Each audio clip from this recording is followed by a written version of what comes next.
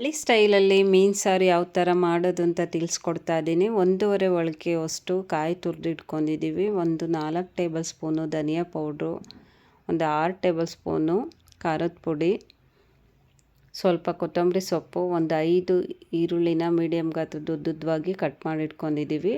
ಒಂದು 3 ಗಡ್ಡೆನ ಸಿಪ್ಪೆ ಸುಲಿದು ಇಟ್ಕೊಂಡಿದ್ದೀವಿ ಬೆಳ್ಳುಳ್ಳಿನ, ಒಂದು 4 ಪೀಸ್ ಚಕ್ಕೆ, 6 ಲವಂಗ, ಒಂದು 8 ಮೆಣಸನ್ನ ಕುಟ್ಟಿ ಪುಡಿ ಮಾಡಿ ಹಾಕ್ಕೊಂಡಿದ್ದೀವಿ.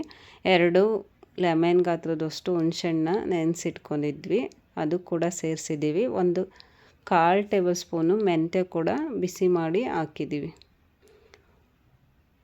1 ಟೇಬಲ್ ಸ್ಪೂನಷ್ಟು ಕಡಲೆ ಅಥವಾ ಬಿಲ್ಗಡಲೆ ಅಂತೀವಲ್ಲ, ಇಷ್ಟನ್ನು ಸೇರಿಸ್ಕೊಂಡು ಖಾರನ ರುಬ್ಕೊಂಡಿದ್ದೀವಿ. ಒಂದು 4ರಿಂದ 5 ಟೇಬಲ್ ಸ್ಪೂನು ಎಣ್ಣೆ ಹಾಕಿಟ್ಕೊಂಡಿದ್ದೀವಿ.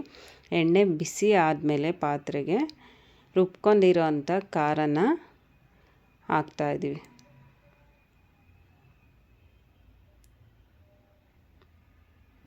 ಇದು ಕ್ವಾಂಟಿಟಿ ಜಾಸ್ತಿ ಮಾಡಿದ್ದೀವಿ ನಾವಿಲ್ಲಿ. ಒಂದು 10ರಿಂದ 12 ಜನ ಊಟ ಮಾಡೋ ಹಂಗೆ ಮಾಡಿರ್ತೀವಿ. ಮಸಾಲ ಕೂಡ ಹಂಗೆ ಜಾಸ್ತಿ ಹಾಕ್ಕೊಂಡು ರುಬ್ಕೊಂಡಿದ್ದೀವಿ.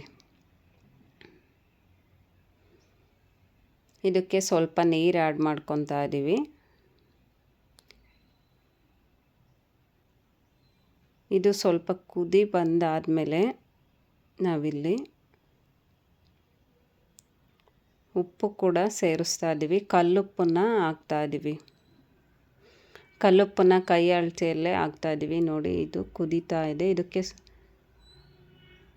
ಒಂದು ಹಿಡಿಯಷ್ಟು ಸ್ವಲ್ಪ ಕಲ್ಲುಪ್ಪನ್ನ ಮತ್ತೆ ಎಕ್ಸ್ಟ್ರಾ ಹಾಕ್ತಾ ಇದ್ದೀವಿ.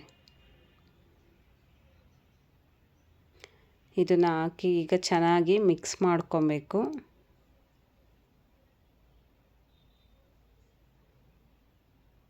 ನೋಡಿ, ಕುದೀತಾ ಇದೆ ಎಣ್ಣೆಯಲ್ಲೇ. ನೋಡಿ, ಈ ಥರ ಚೆನ್ನಾಗಿ ಮಿಕ್ಸ್ ಆದಮೇಲೆ ಇಲ್ಲಿ ಸ್ವಲ್ಪ ನೀರು ಆ್ಯಡ್ ಮಾಡ್ಕೊತಾ ಇದ್ದೀವಿ. ಇದಕ್ಕೆ ಮತ್ತೆ ಇನ್ನಷ್ಟು ನೀರು ಕೂಡ ಆ್ಯಡ್ ಮಾಡ್ತಾ ಇದ್ದೀವಿ.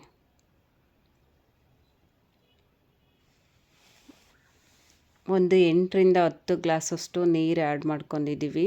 ತಿಕ್ನೆಸ್ ನೋಡ್ಕೊಂಡು ಹಾಕ್ಕೊತಾ ಇದ್ದೀವಿ. ನಿಮಗೆ ಮಾಡುವಂಥವ್ರು ತಿಕ್ನೆಸ್ ನೋಡ್ಕೊಂಡು ಹಾಕ್ಕೊಳ್ಳಿ. ಇಲ್ಲಿ ನೋಡಿ, ರುಬ್ಬಿರುವಂಥ ಜಾರಲ್ಲಿ ಕೂಡ ಖಾರ ಇರೋದ್ರಿಂದ ಅದು ಕೂಡ ಸ್ವಲ್ಪ ನೀರು ಹಾಕ್ಬಿಟ್ಟು ಹಾಕ್ತಾಯಿದ್ದೀವಿ ಪಾತ್ರೆಗೆ. ತುಂಬಾ ಚೆನ್ನಾಗಿರುತ್ತೆ ಮೀನು ಸಾರು.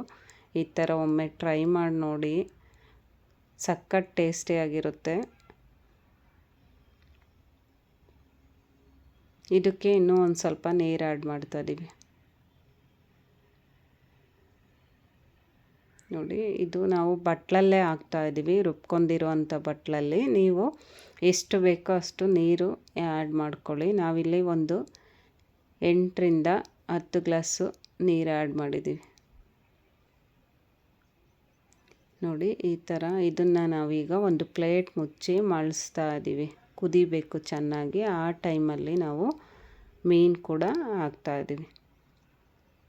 ಒಂದು 5 ನಿಮಿಷ ಹಾಗೆ ಕುದಿಯೋದಕ್ಕೆ ಬಿಡಿ. ನೋಡಿ, ಫಿಶ್ಶು ಎಲ್ಲದನ್ನು ಹಾಕಿ ಮತ್ತೆ ಒಂದು 5 ನಿಮಿಷ ಕುದಿಸಿದರೆ ಮೀನು ಸಾರು ರೆಡಿಯಾಗೋಯಿತು. ನೋಡಿ, ಕುದೀತಾ ಇದೆ. ತುಂಬಾ ಚೆನ್ನಾಗಿರುತ್ತೆ.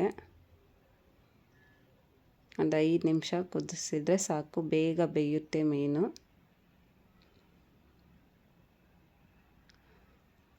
ನೋಡಿ, ಸಾಂಬಾರು ರೆಡಿ ಆಗೋಯ್ತು. ತುಂಬಾ ಟೇಸ್ಟಿಯಾಗಿರುತ್ತೆ. ನಾವು ಟ್ರೈ ಮಾಡಿ ನೋಡಿದ್ದೀವಿ, ಚೆನ್ನಾಗಿತ್ತು. ಇಷ್ಟ ಆದರೆ ಒಂದು ಲೈಕ್ ಕೊಡಿ, ಕಮೆಂಟ್ ಮಾಡಿ, ಶೇರ್ ಮಾಡಿ, ಸಬ್ಸ್ಕ್ರೈಬ್ ಆಗಿ. Thank you for watching.